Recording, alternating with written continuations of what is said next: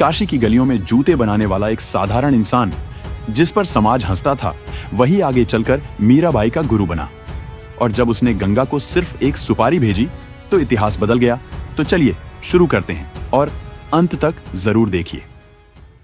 संत रविदास की अमर कहानी। नमस्कार। ऐसे ही महान संत की बात करेंगे जिन्होंने जात पात के भेदभाव को जडीडीडीएच से मिटाने का संदेश दिया। वे संत जिन्होंने जूते बनाने के काम को भी ईश्वर की सेवा माना। आइए जानते हैं मन चंगा तो कठौती में गंगा का मंत्र देने वाले महान संत रविदास जी की पूरी जीवन यात्रा।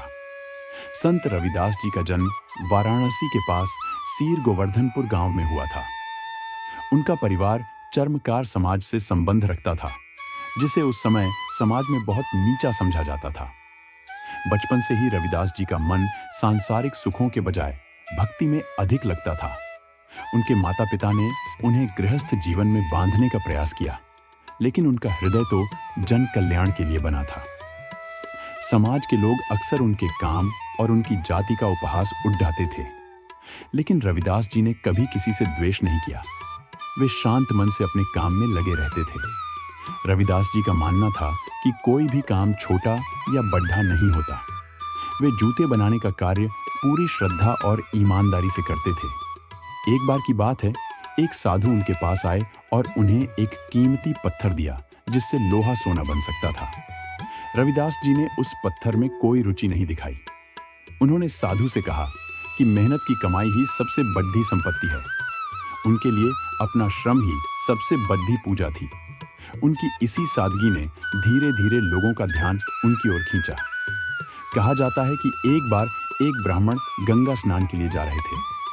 रविदास जी ने उन्हें एक सुपारी दी और कहा कि इसे मां गंगा को भेंट कर देना। जब ब्राह्मण ने वह सुपारी गंगा में अर्पित की तो स्वयं मां गंगा ने हाथ बढ़ाकर उसे स्वीकार किया और बदले में एक सोने का कंगन दिया। यह देखकर पूरा समाज हैरान रह गया।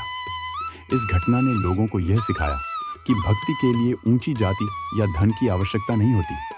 ईश्वर केवल सच्चे मन और पवित्र आचरण के भूखे होते हैं। रविदास जी ने एक ऐसे समाज की कल्पना की थी जिसे उन्होंने बेगमपुरा कहा। बेगमपुरा का अर्थ है एक ऐसा स्थान जहां किसी को कोई गम या दुख न हो। वे चाहते थे कि समाज में ऊंच नीच, छुआछूत और गरीबी का कोई स्थान न हो। उनके अनुसार सभी मनुष्य एक ही ईश्वर की संतान है और सबके रक्त का रंग एक समान है। उनके विचार इतने क्रांतिकारी थे कि चित्तौड़ की रानी मीराबाई ने उन्हें अपना गुरु मान लिया। एक चमार जाति के संत का क्षत्रिय रानी का गुरु बनना उस युग की सबसे बड़ी सामाजिक क्रांति थी। संत रविदास जी का जीवन हमें सिखाता है कि महानता जन्म से नहीं बल्कि कर्मों से प्राप्त होती है। उनके दोहे आज भी हमें मानवता और प्रेम का मार्ग दिखाते हैं। उन्होंने समाज को जो आईना दिखाया, उसकी चमक आज भी फीकी नहीं पड़ी है। हेलो पॉलिटिक्स की इस विशेष प्रस्तुति में आज के लिए बस इतना ही। अगर आपको यह जानकारी प्रेरणादायक लगी हो तो हमारे साथ जुड़े रहें।